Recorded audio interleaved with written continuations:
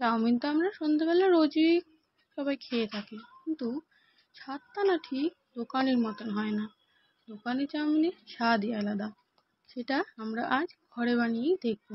চলো দেখা যাক কী করি। প্রথমে কড়াইতে সাদা তেল গরম করে তার মধ্যে দুটো ডিম ফাটিয়ে দিয়ে দিলাম। ডিমের মধ্যে একটু সামান্য লবণ অ্যাড করে ডিমটাকে ভালো করে ভুজিয়ার মতন একটু করে ভেজে নেব। দেখো আমি এখানে ডিমগুলোকে সুন্দর করে ভুজিয়ার মতন করে ভেজে নিচ্ছি। যাদের এই রেসিপিটা ভালো লাগবে তারা অবশ্যই ট্রাই করে দেখো, খেতে ঠিক দোকানের মতনই টেস্ট হয়। এবার আমি আগে থেকে কুচিয়ে রাখা আদা এবং একটু রসুন কুচি অ্যাড করে দিলাম। অ্যাড করে দেওয়ার পরে আমি এবার আগে থেকেই ভেজে রাখা আলু এবং পেঁয়াজগুলিকে এর মধ্যে দিয়ে দিলাম।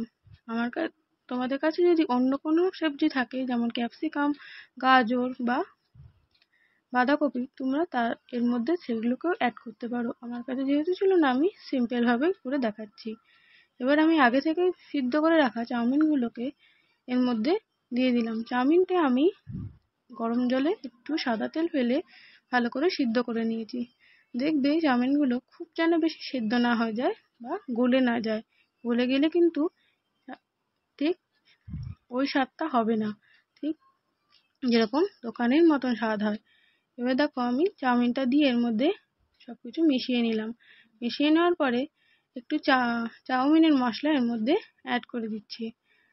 চাউমিনের মশলা দিয়ে এটাকে ভালো করে একটু নাড়াচাড়া দিয়ে নিতে হবে, কারণ ভালো করে যাতে মশলাটা চাউমিন এবং সবজিগুলোর সাথে ভালো করে মিশে যায়।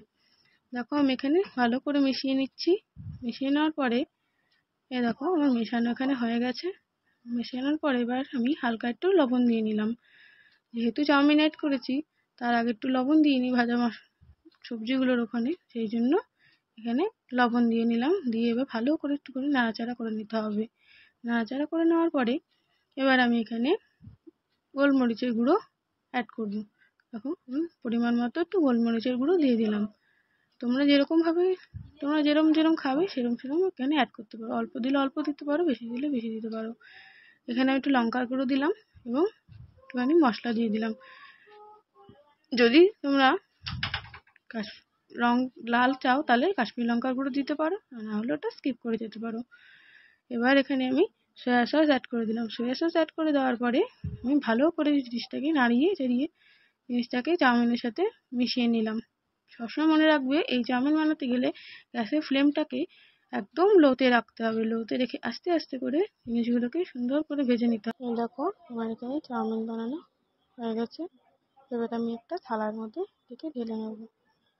যদি তোমাদের সবার ভালো লেগে থাকে, এইভাবে চাউমিন বানিয়ে একবার খেয়ে দেখতে পারো। স্বাদটা ঠিক দোকানের মতনই হয়।